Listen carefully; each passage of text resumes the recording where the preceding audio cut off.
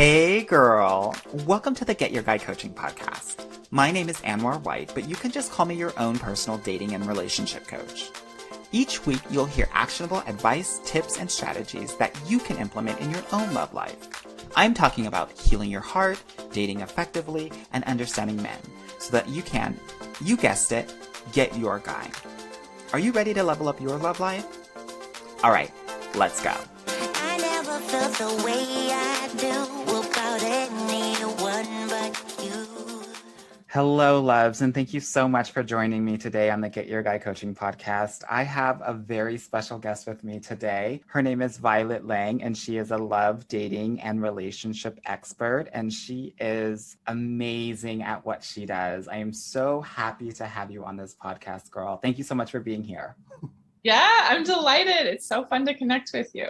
Yeah. So talk to the listeners a little bit about what you do and your approach as it relates to dating, love, and relationships, because every dating coach has their own kind of approach and the way that they think about it. And I have you on the podcast because I love your approach, and I think it really does tap into the essence of a woman. So I'd love to hear you tell all the listeners all about it. So my work really focuses on integration of the head, the heart, and the body. And we can talk about that a little more of what that means. But I find a lot of the people who come to me have no problem getting dates or even getting into relationships, but it's not the right type of relationship that they want to be in. So they may have patterns of attraction that are getting in their way, such as just falling in love with someone from their heart on an emotional level, but forgetting about like what the person also brings to the table on an intellectual or a practical level. So I won't get into all the details, but it's really about integration. That last like 20% of the work that we need to get into that amazing relationship. The women I work with are already very self-aware, but they have their own blind spots like we all do. Yeah. And a big blind spot in addition to our patterns of attraction is our sensuality and our feminine energy. And I know that gender is a construct and we all have masculine and feminine energy, but so often, especially as successful women, we've been taught to hide our feminine energy, hide our sensuality, basically become a man in order to be successful. And then when it comes to dating, we're wondering why everyone wants to just be a friend with us or put us in the friend zone. Yeah. Definitely. How did you get into this work? I think every dating coach has such an interesting story about this. What's yours? Oh God. I never in a million years thought I would be a love coach because I struggled so hardcore with my love life. I mean, I was the person who beat red just when a boy would be like approaching me in class, walking down the hallway. You know, I was so nervous and so shy. And I got married in my 20s almost out of fear. I had this fear, like, well, if I don't get married now, I'm never going to get married. I don't think anyone would choose me. Like, we just got to get this done. It was like an accomplishment, but there wasn't as much intentionality in it. Yeah. Fast forward 5 years, it's a sexless marriage, you know, no passion, no real emotional intimacy either. And I went to business school and I was surrounded by incredible people. And not that my ex-husband wasn't incredible in his own magical ways, but it was no longer aligned with me. So I got a divorce in business school and went off to do consulting and other things. And down the road, I became an executive coach because I love coaching people. I love connecting with people. When I was a consultant, my biggest beef was that I wasn't close enough to like people. It was all strategy, but not enough like heart. So I became an executive coach while I was also working for this company called Yoga Works and on this path of my own personal healing from sexual abuse and from the divorce and messy breakups and dating and all these things that had happened. I was healing on a spiritual and personal level. And one by one, all of my executive coaching clients would say, hey, Violet, I know we've been working on the business stuff and that's cool, but can you help me with this person I'm seeing? Or, you know, I'm not sure what to do in my relationship. I haven't had sex with my husband in 5 years. And so all of my coaching clients for business, we would have a 6-month arrangement. I would say by month 4, we were only talking about personal stuff. Yeah. And I think they could just smell that I was so into this on my own that I had started geeking out on this, but I had a lot of hangouts. So I was like, love coaching is incredible. I have my MBA. Like, what am I doing? Same. Totally. But when I really listened to not only what I wanted and what I loved, but what people were asking me for, you know, I just was like, okay, this is it. So I became a love coach. I took a separate certification training in addition to my own experiences. And then at some point, I think it was about 5, maybe even 6 years ago, I had been doing half love coaching, half executive coaching, half yoga, half Reiki. I was just like a hot mess doing everything. And then doing it all. Totally. 5 or 6 years ago, I was like, no, I'm just doing love coaching. And as soon as I did, everything took off. It was like, the universe rewards us when we're committed, when we say yes to ourselves, when we say yes to growing, just like your clients do when they say yes to working with you and get amazing results. So I just said yes to myself, and here we are. I love it. I love it so much. So you were, as you were saying, listening to yourself. And then earlier you also talked about kind of this integration or alignment with head, heart, and body. Can you speak a little bit more to that? Because I think it's so central and so important in this work. And I think everyone needs to hear it. Yes. Well, what I found for myself is I would always tell people, I don't have a type, I don't have a type. I date all different sorts of people. But truthfully, I had patterns. I would either date someone who was perfect on paper, had their resume, also, very successful or whatever it is. And I would just be wanting them to like me. But I would think about, well, do I really like them? Yeah. And my answer oftentimes would be no. Like, I like the possibility, but I'm not getting my emotional needs met always. And then I would also sometimes what happens is that I like that they like me, but I don't necessarily like them. Yes. It's like our ego gets a little bit of a pat. It's kind of like we're thinking of it as a joint venture. I work with women who are like, okay, I need a partner like this because I'm going to accomplish these things together. And it's like, great, but how do you want to feel? They're like, well, I want to feel, that we're teammates. I'm like, but don't you also want to feel loved and cherished and adored? It's like we forget about the heart. So I dated people where I just completely forgot about my heart. But then I also dated people like my ex-husband where we had a good emotional connection at the start, but I found myself being the therapist, cheering them up, like holding space for them all the time. And oftentimes they were kind of angsty creatives or they were aloof, but they had like so much heart and so much soul. And, I got to be like the mother in the relationship or the caretaker, which also is not very sexy or sustainable, but is a role that oftentimes we fall into, right? Is being that nurturer. Because if I'm nurturing someone else, I don't have to look at my own shit. Right. So exactly. Letting their heart lead, but then, closing mine off. And then of course, the last category is, I would hook up with people or I would have sex with someone and hope that it would turn into a relationship. So I was either dating from my head, looking on paper, dating from my heart, but oftentimes becoming the therapist, or dating from my body and hoping something sexual would become long-term. And none of those approaches worked. So I had to take all the puzzle pieces away and create a new puzzle picture that was unique to me, that was really aligning, like you said, my head, my heart, and my body. Yeah. So can you help us to understand that? Because a lot of the women that I talk to, my clients, they are doing exactly what you're doing, right? It's like one or the other. So how can we start to bring them all together and kind of integrate or align them as we're approaching dating and relationships? Do you have any potential exercises for us to at least help us get there? Definitely. So I have a more reflective one that I'll share now that's just 3 simple questions. And the first question is, what do I want? And of course, we've probably all done this checklist of all the things that we want. But what we want is oftentimes in our mind. We're daydreaming ooh, I want this, I want that. And it's very helpful, but it's not enough. So question number 1 is, what do I want?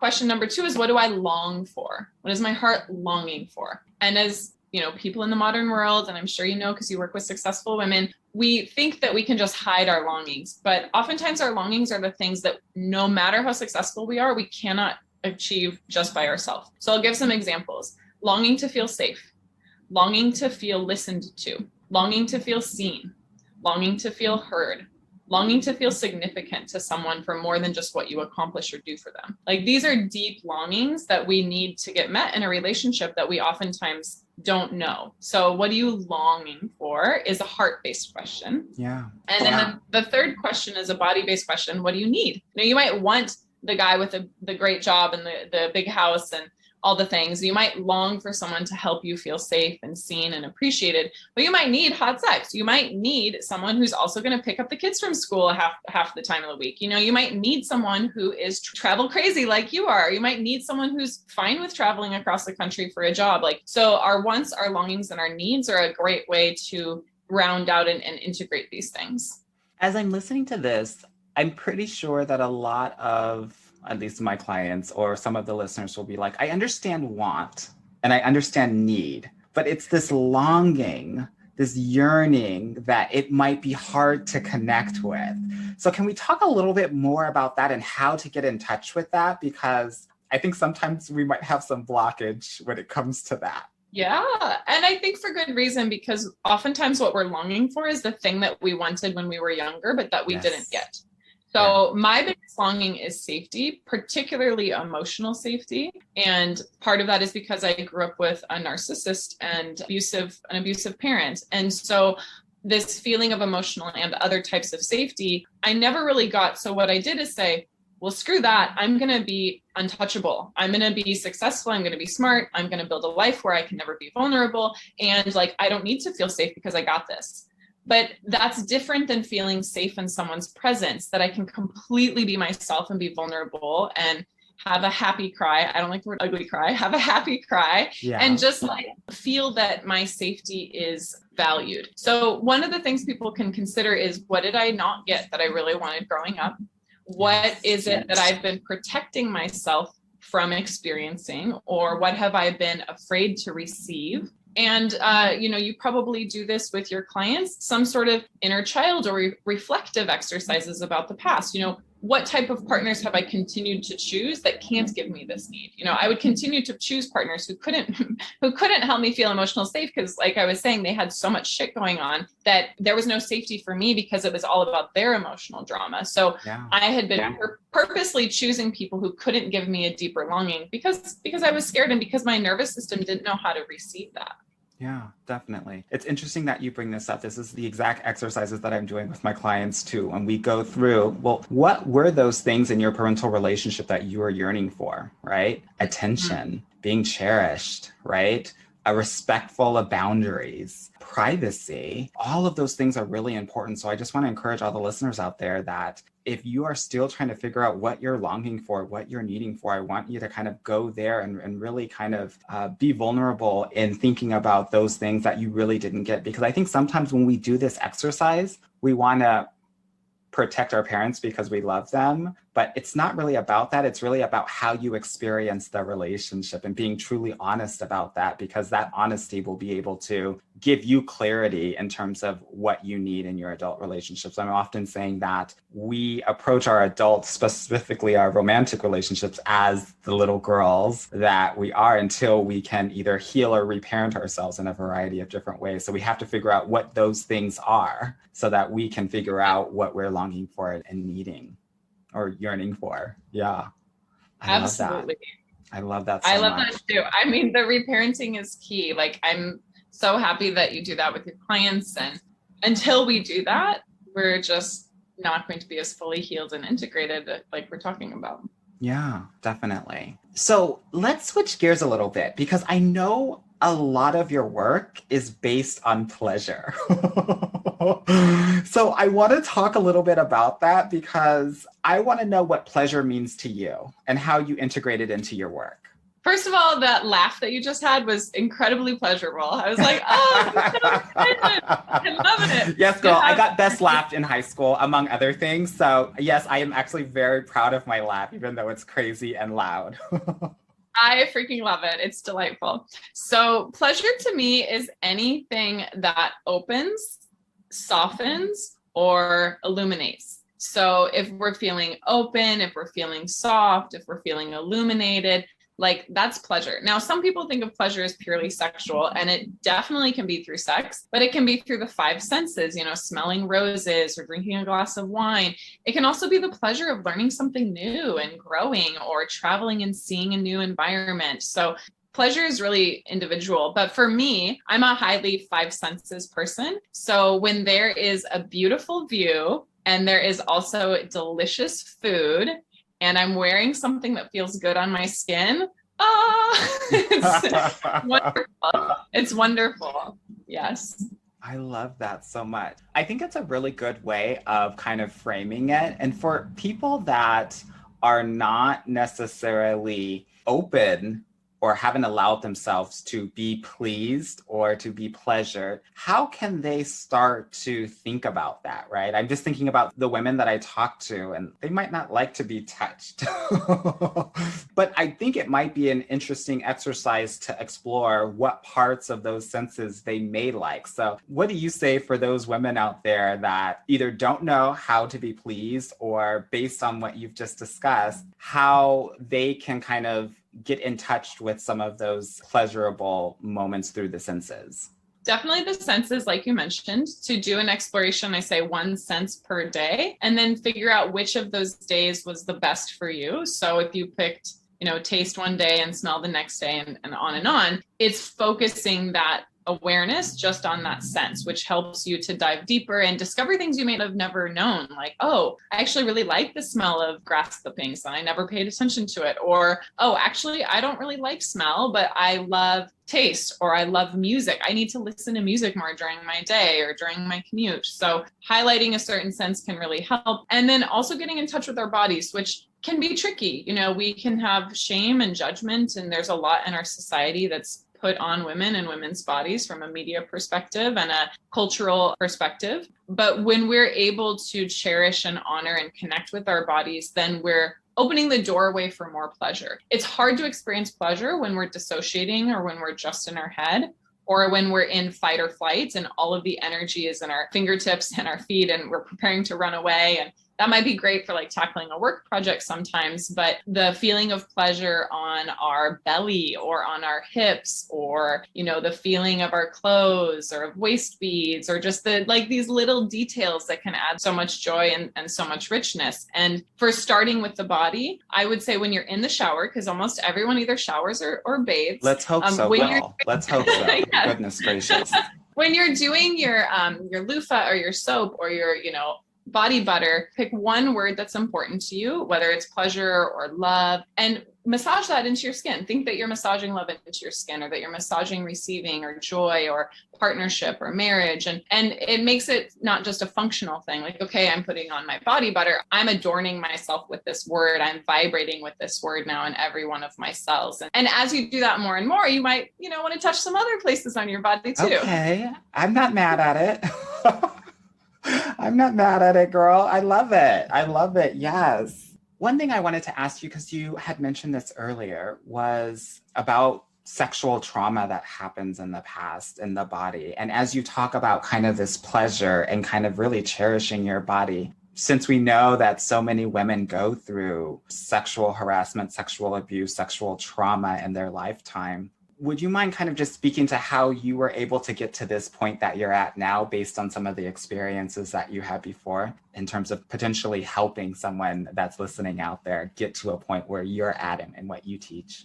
Thank you for asking that. It's a little tender for me even now, even with all the healing journey, and I'm happy to talk about it. But it's bringing up for me just a lot of compassion, a lot of compassion for all of us going through this human journey and the things we experience and the ways that we shut down. And I didn't realize how my sexual trauma was affecting my love life, because it normally didn't really show up until a little bit later in the relationship. Like the first few weeks and months were cool. Like everything was good. I mean, obviously I was still a hot mess because I hadn't learned some of the things that I now teach my clients, but the sexual trauma piece was starting to show up more when we got intimate, because I would shut down, I would dissociate, and things would just get very routine. And I even had partners be like, what's wrong with you? Why don't you like sex? Or how come you say the same thing every time? Or it has to be a particular way every time. And I was like, ooh, you see me more than I see myself. Like, ouch. Yeah. So, it's intimacy is vulnerable. And I started working with a lot more of these body-based sensations. So there's something called somatic experiencing, which is just getting really present with the sensations in your body, like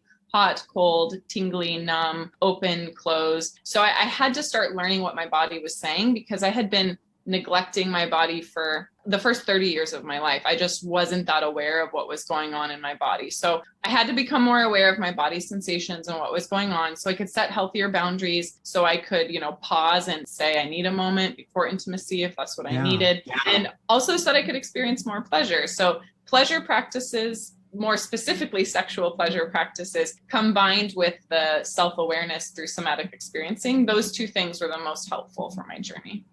Thank you for sharing that. I think it's going to be really helpful for a lot of people out there.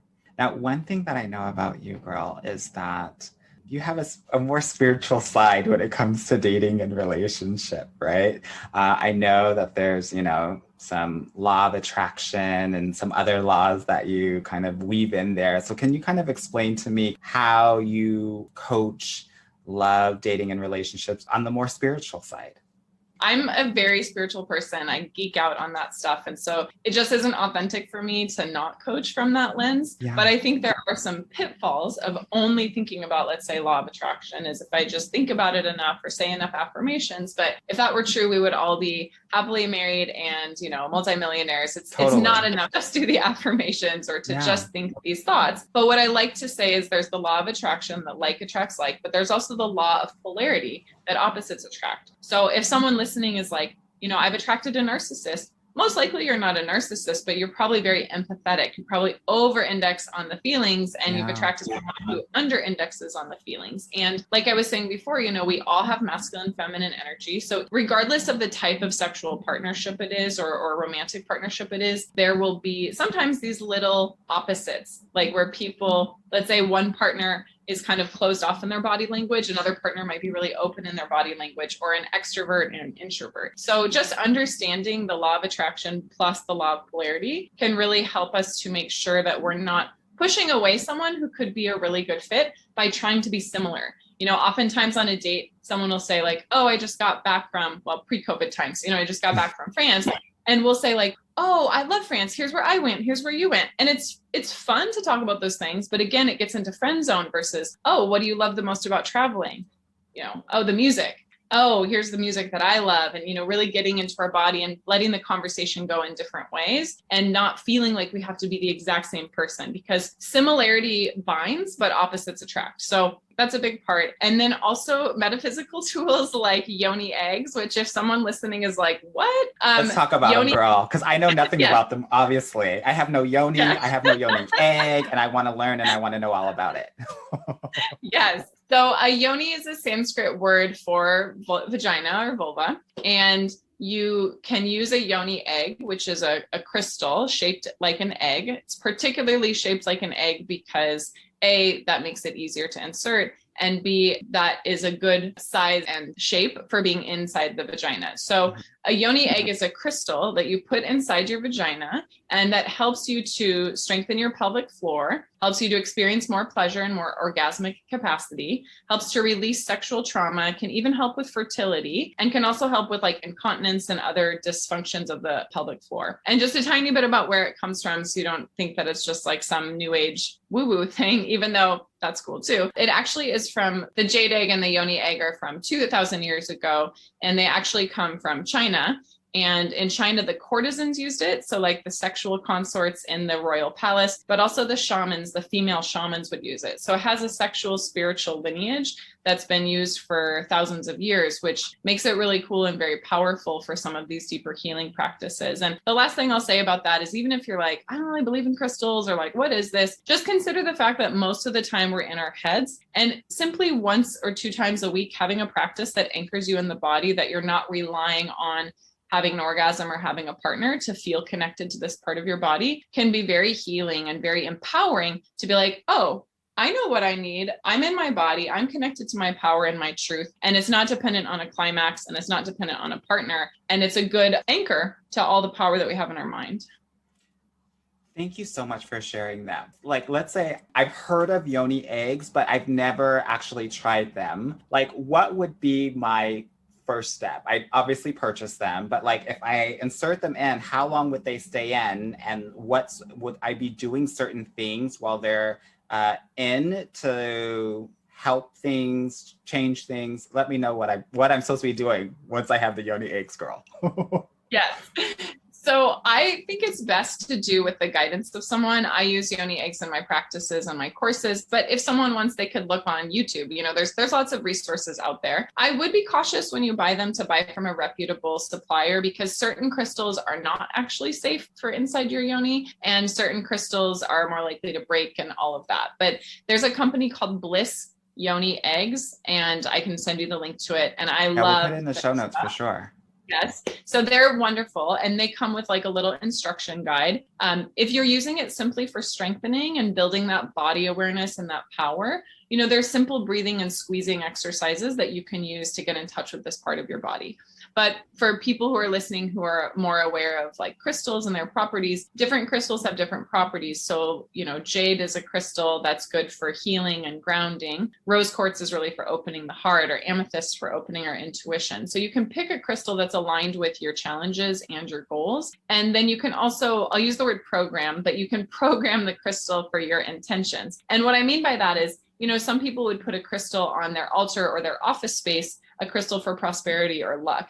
Some people would then say, this is my intention, and put their intention into the crystal. Not only is it a crystal for prosperity and luck, but, may this help me with this upcoming deal, or may this help me with my book proposal. When I work with a woman with a yoni egg and in the practices in my course, there's a practice for power and boundaries. There's a practice for healing from the past. There's a practice for opening your heart. So you can also program the crystal with an intention that is beyond just sexual and beyond just the yoni. And the reason why is because in the Eastern tradition of acupuncture and meridians, as well as the Sanskrit tradition of chakras, our energy body is not just localized. Western medicine is like, if you have a problem with this part of your body, that's where we're going to focus. Eastern medicine says, well, you could have a problem here with a symptom, but the root of it might be somewhere else. Yeah. So even though we're using the yoni egg in the yoni, you could still have an intention of healing your heart, or healing, past memories, or healing a particular pattern that you're going through. So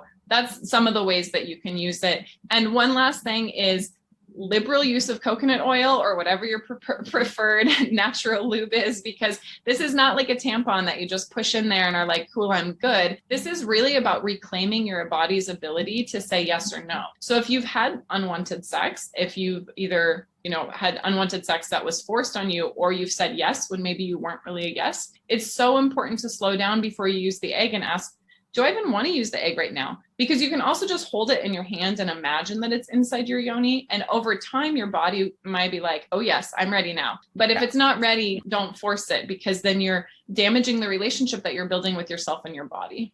Yeah. Thank you so much for sharing. I'm much more clear about it now than I was before.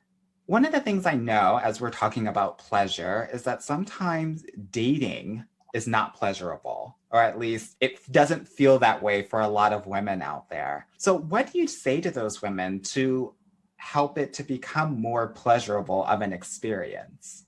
I think we have these myths that dating should be hard work, or that it's an interview, or we might just unconsciously project those things because we are such hard workers, or we do value our career so much that we treat dating in the same way. But I like to think of dating as, if you're at a beautiful like French bakery and there's all these macaroons and pastries and chocolate croissants and all of that, and you just have your pick of these delights. I really believe that we can fall in love with many different types of people. I don't believe in like the one or the soulmate. I think you can fall in love with so many things about a person. And so it's really about making a choice about which person you can grow together with, and that meets these, wants and longings and needs. But if we set a baseline of pleasure of like, okay, this is what pleasure is for me, this is what feels good, and we say, my life needs to feel pleasurable. There's going to be times when it doesn't, but overall, my life needs to feel pleasurable. And if my relationship or my dating experience doesn't feel pleasurable, it's probably out of alignment with something that I need or want,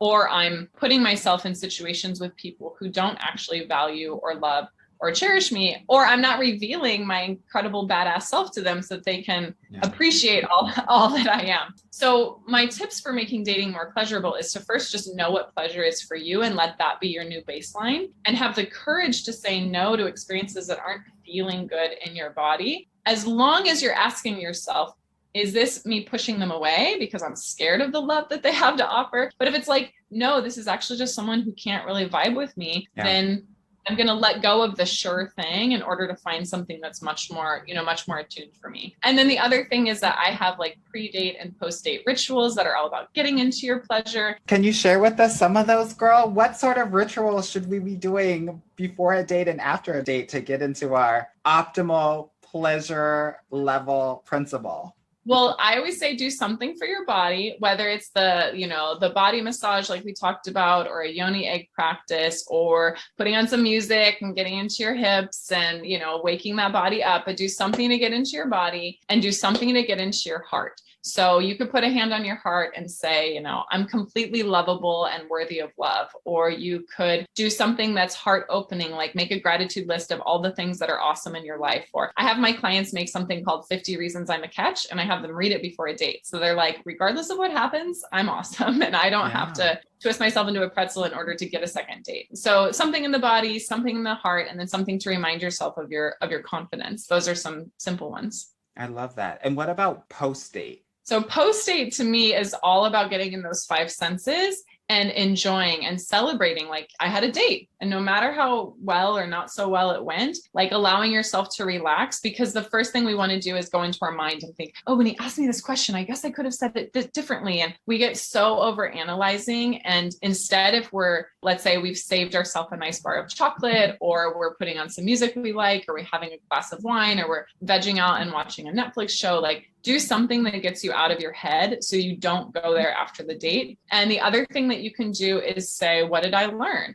Now that's a little more in your head, so it's not the first place I would go, but if you can't seem to get out of your head, to say, what did I learn about myself? What did I learn about myself on the date? Well, I learned that I actually don't like coffee dates because I'm a tea person. Or I learned that if the person doesn't open the door or smile when I see them or pull out my chair, I don't feel that special. So the next time I'm just going to kind of wait by the table a little bit. And when he pulls out the chair, I'll be like, oh, thank you. I love it when you do that. I love it. All of these things that we can learn, because I think the apps and dating, it's just an iterative process. You have control in some ways, not in every way, but control over the more that you learn and grow and be in your pleasure, the better the next date is. And then it just gets better and better. And it's, at some point you kind of cross the threshold where you actually start to enjoy dating, and then everything changes. Yeah. One of the post rituals that I have for my clients is really to be rating the dates. And it sounds intellectual, but it's also, I think, mixed with a little bit of heart energy or heart space as well. Because, if I'm, let's say, rating them from 0 to 10 and I give them a 6, then we need to figure out what that 6 is all about, right? And that usually kind of transcends and talks about intellectually, but also maybe something within the body. Maybe he was too close to me, right? Maybe he did this and I didn't like it. Maybe he was judgmental when I was vulnerable, or things like that. And also the follow-up question is, what would it look like if it were a 10, meaning the date? Like, what would have needed to happen? And again, as we've been talking about in this entire podcast, it's all about pleasure. It's all about understanding what you like and what you don't like, and helping you understand who you are so that you can really represent yourself well when it comes to relating to other people and being able to express and communicate the likes and the unlikes, let's say. Mm-hmm. Yeah. I'm so glad that you do that. I love that, because, we can't get what we're not aware of that we want, and also what we don't express. Sometimes as women, we're taught to just be quiet and hope we get what we want. And it's ridiculous. Like, people aren't mind readers. Right. So it sounds like such a powerful practice. Yeah, definitely. Good. So I asked this of all of my guests, but girl, how did you get your guy? And just FYI, I want you all to know she is married with a beautiful, gorgeous daughter and a lovely family, but I got to know how you got your guy. It's a pretty crazy story. We met in a dream. I had a dream about him before I met him in real life. So I was dating someone else at the time. It was not super serious, and it was not exclusive. Let me just say that. But I had been dating someone for about 6 weeks, and I was in that pattern of where it was good on paper, but the heart wasn't, I'm not sure. The body-based stuff was also good, but I felt myself just kind of retreating a little bit and then reaching, like that retreat and the push and pull. Yeah. And he was pretty sarcastic. So I think my heart was just too sensitive for this person, and that's okay. They're a wonderful person, but just not the right match for me. But I was kind of struggling with letting them go because sometimes that's hard to do. Yeah. Anyway, I was kind of meditating and asking my guides, and, I'm into all of the spiritual stuff. So I was kind of exploring on a spiritual level what I should do next. And that night I had a dream, and in the dream, this person comes up to me, puts his hand on my heart and says, Joe, the person you've been dating, Joe's a 10 and you're a 100. What are you doing with that guy? So I woke up laughing, and I was like, okay, universe, I got the message. Like, I'm not supposed to be with Joe. Cool. And then 3 weeks later, I go to this event on lucid dreaming. And this guy walks up to me after the event, at the end of the event, because the event is all about, dreaming. And he's like, I'm Jason, and the rest is history. So I met him in a dream. And then at an event on dreaming 3 weeks later, because when he walked up to me, I was like, oh my God, that's the guy from the dream. I didn't tell him because I didn't want him to think I was batshit crazy. But then on our first date, I did tell him. I was like, I have a story for you. And when I told him I met you in a dream and you told me to break up with the guy that I was seeing at the time, and here I am on a first date with you, I was a little scared of what he was going to say. But he said, I was claiming you before I met you. I like it. So he was totally down. I love it. So when you guys first met, what did that interaction look like? When he came up and approached, in my head, again, I was thinking, oh my God, this is the guy from the dream, but I didn't disclose that. How did you know? Did he look similar, or you just felt it? Yeah, both. He looked similar, except I always say in the dream, he had less hair and wire rim glasses. So it was almost like him in 15 years or something. Okay. In the dream, he looked a little older in the dream than how he looks in real life, but similar face, same height, same kind of presence and energy. And when he put his hand on my heart, it was like a big hand in the dream. And he also just has like a bigger guy. And so it just, I just knew it was him. So he really did put his hand on your heart? In the dream, yes. Okay. I was like, what?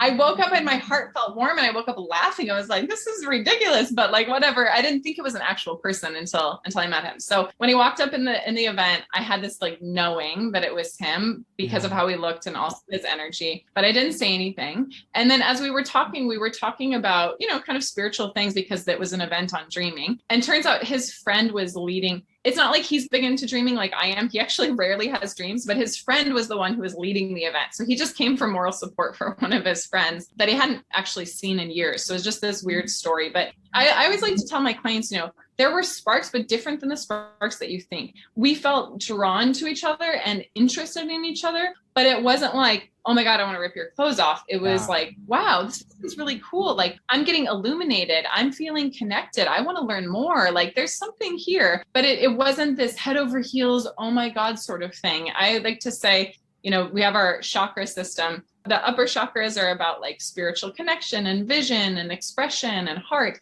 I think it's good to start there. If you don't respect the person, if you don't want to have a conversation with them, what good is it to have a sexual connection? So we really I felt these sparks and this curiosity and this intrigue, but it wasn't oh my God, I'm so smitten sort of energy.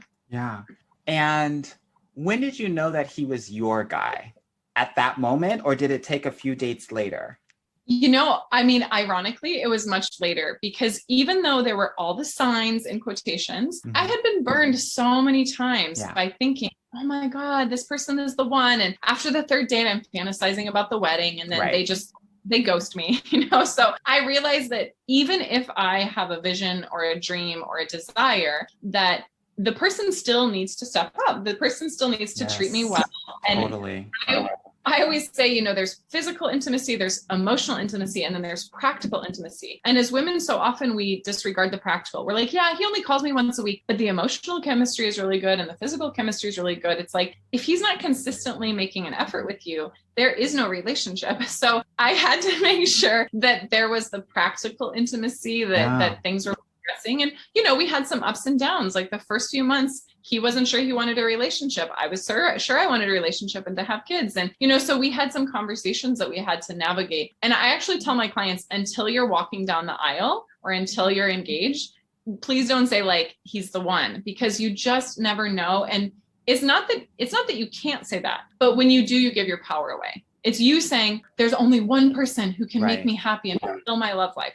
I think on a spiritual level, I probably knew that this was something incredibly special, but it was probably, I would say the summer we got engaged. We got engaged about 5 months after becoming exclusive, 8 or 9 months after we met. So it was fast, but for me, perfect. So after we'd been dating about 6 months, it just started to feel really good and connected. There wasn't a particular moment, other than we did talk about babies, and he was like, yes, I am going to put a baby in you. And we weren't yet married, but I was like, oh, okay.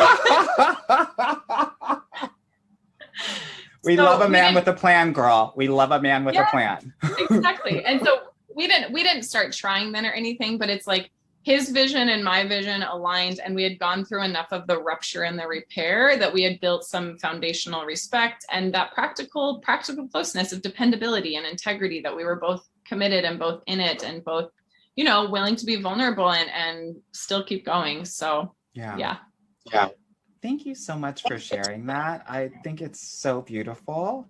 It's interesting that you mentioned something about you being ready for a relationship and the guy not being ready for a relationship. Would you mind just sharing? Because I think that's the case so many times, because I think women and men have different paces when it comes to getting ready to be exclusive. And what I know about Maslow's hierarchy of needs and self-actualization is that oftentimes men aren't ready because they haven't actualized themselves. And oftentimes that means like their career needs to be at a certain level so that they feel like they can provide and really be there for the amazing woman that is beside them. So what did those conversations look like? Like in terms of, I'm ready, you're not, like, what did it look like?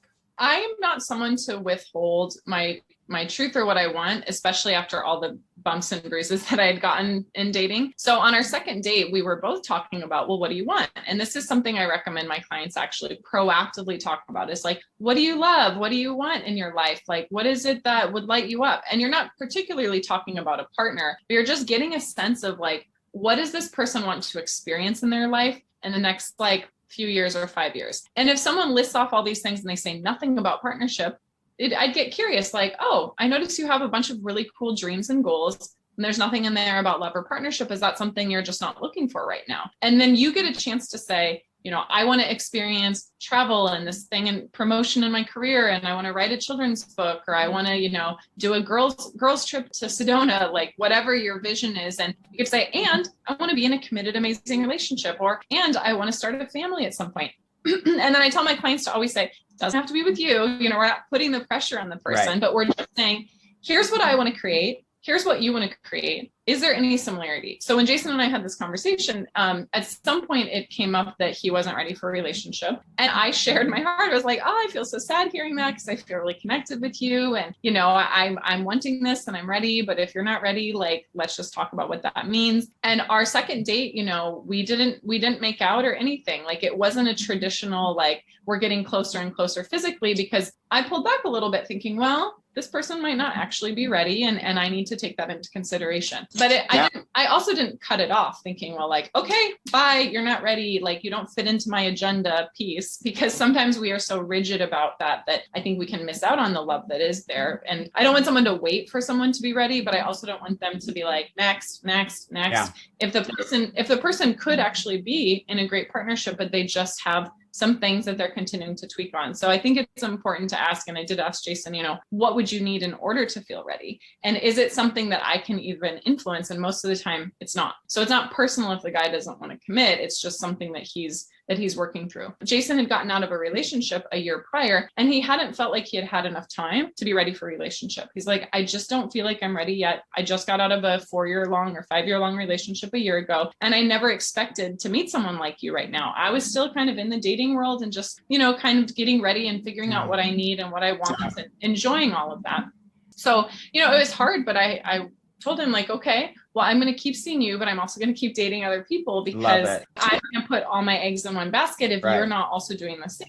Now, we did agree to be sexually exclusive, and that's kind of a baby step towards exclusivity that I recommend to my clients. So for some people, it feels good. For some people, it doesn't. So of course, take it for what it's worth. But, we had been dating for a while, and we weren't boyfriend, girlfriend yet. He wasn't ready, but we were both ready to experience sex together. But I didn't want us to be sleeping with other people. It just didn't feel as good to me and safe to me. So we agreed that we would be sexually exclusive, but that we could still see other people, for a coffee or a hike. And if we started seeing someone that we were sexually interested in, then we would need to tell the other person, hey, I'm starting to have strong feelings for this person. And then we would probably stop sleeping together during that period. That never happened. We were able to stay sexually exclusive. I actually don't know if he ended up dating anyone else. I went on like 2 or 3 dates with 2 different people that it was never physical at all.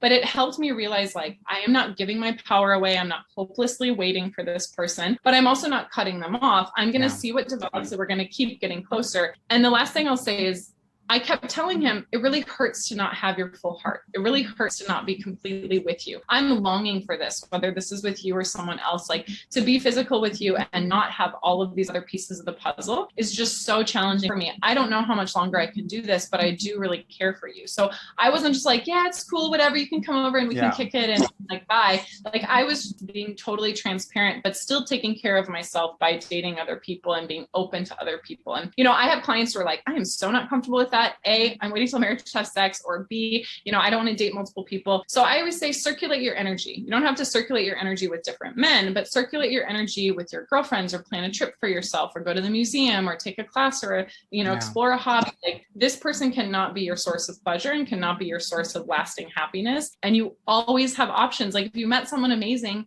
you're going to meet someone even more amazing if you decide that this isn't the right one for you.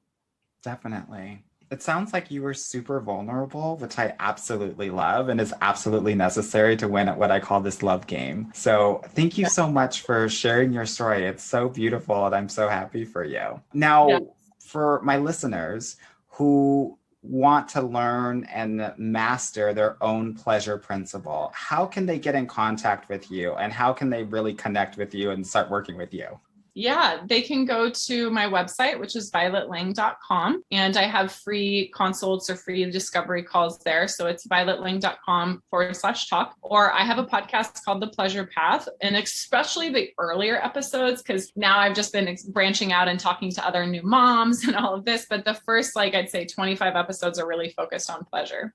Violet, thank you so much for being on this podcast. This has been so much fun and it has been very pleasurable for me.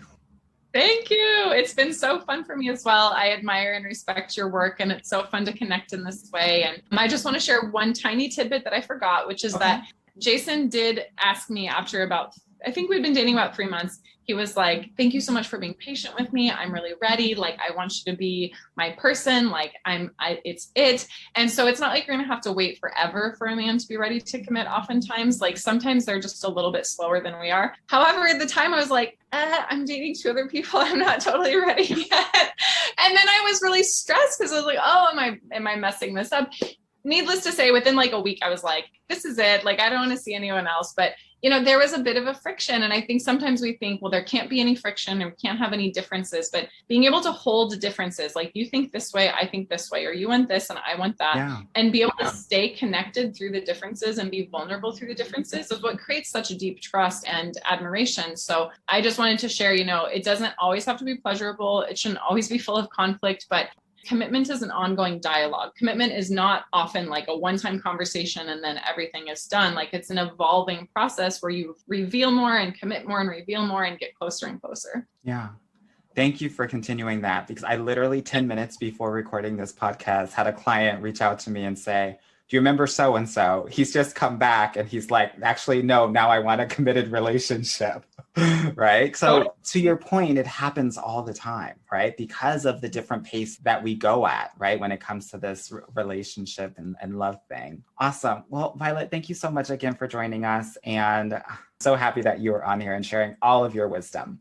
Such a pleasure. You're such a great host and do such amazing work in the world. So thank you so much, Anwar. Thank you. All right, y'all. I will speak with you the next time. Bye. Hey, girl. Thank you so much for listening to the Get Your Guy Coaching podcast.